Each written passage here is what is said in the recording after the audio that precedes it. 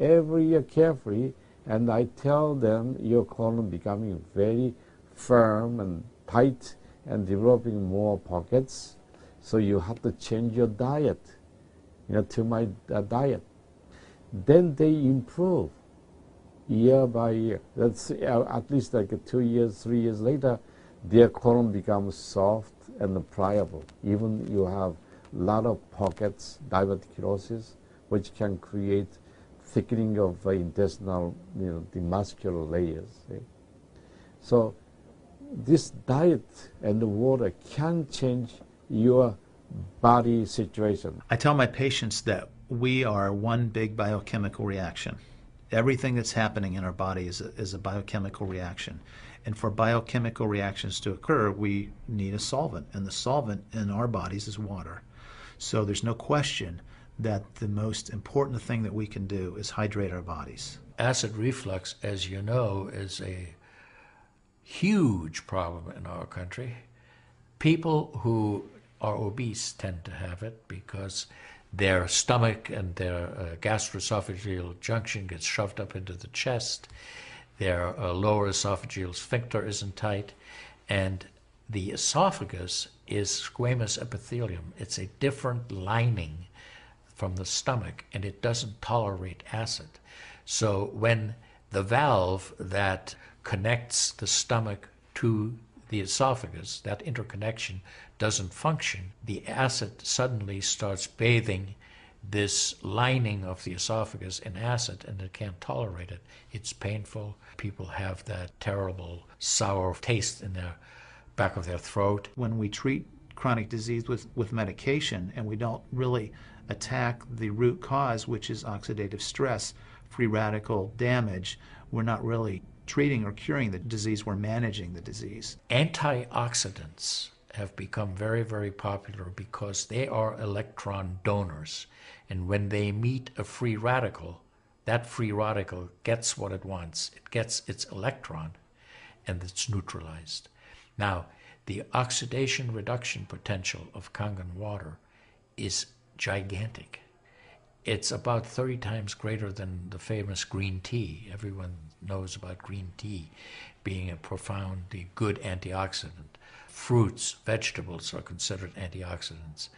Kangen water at a pH of 9.5 can have a negative, which is an electron donating reduction potential of up to 600 millivolts. It's measured in millivolts. You couldn't eat enough fruits and vegetables to get anywhere near that amount into your system. So it's a very, very beneficial thing to our health. We rely on oxidative stress to kill bacteria and viruses and fungi. But oxidative stress in excess, when we don't have the proper balance, when we have too much oxidation and not enough of its counterpart, which is reduction, then we get into this situation where we start to see degeneration occur in cells, in the tissues, and ultimately in the body. We get degeneration of the body, we get aging, and we get chronic disease. Oxidative stress is the mechanism by which all this happens. I find that drinking Kangen water is satisfying because it quenches one's thirst. One is able to drink a lot more because you don't get that bloated feeling. It is as if the water is very much more quickly absorbed. And there are studies that have shown that from the Japanese literature that the water starts being absorbed in the distal esophagus before it even hits the stomach. It's absorbed in the stomach, and then by the time the duodenal sweep has been reached, it's practically already totally absorbed. Oxidized water is a very, unhealthy to me. So I don't drink that kind of water, but I drink alkalized water. New York water, they say, the best water, but it still contains the chlorine. Why did they put the chlorine in? Because that the chlorine put into the water, that it creates the free radicals, and that free radicals can kill the bacteria. So that the chlorine in water is, there is no bacteria resides. So it's a healthy water, they call. But for a health point of view, taking this chlorine-containing water is actually oxidized water. When I found out that the Kangen water machine makes 7 types of water, I started exploring the high end, the 11.5, and the 2.5 end of that water.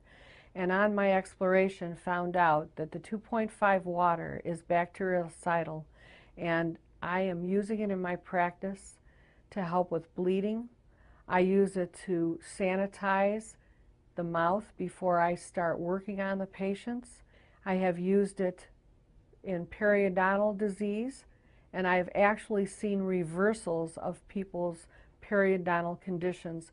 The teeth will actually tighten up with the use of the 2.5 water. The Japanese have done a tremendous amount of work on using ionized water for wound care. There's a lot published in the Japanese literature and also now in American literature about using pH 2.5 water for bactericidal purposes. Staph aureus, for example, cannot survive in 2.5 pH water. The kill ratios are dramatic for this, and so it stands to reason that this would be beneficial for contaminated wounds or even infected wounds. The Japanese, for example, treat diabetic ulcers with ionized water with a low pH and find that to be extremely successful.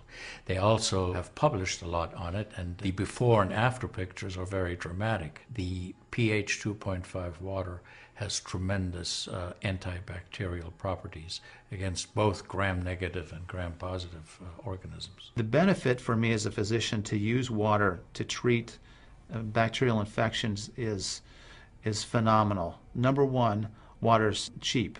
Secondly, it's very effective. We've seen through studies, and I've seen through my own observations with patients that it's very effective. And thirdly, there's no side effects to it.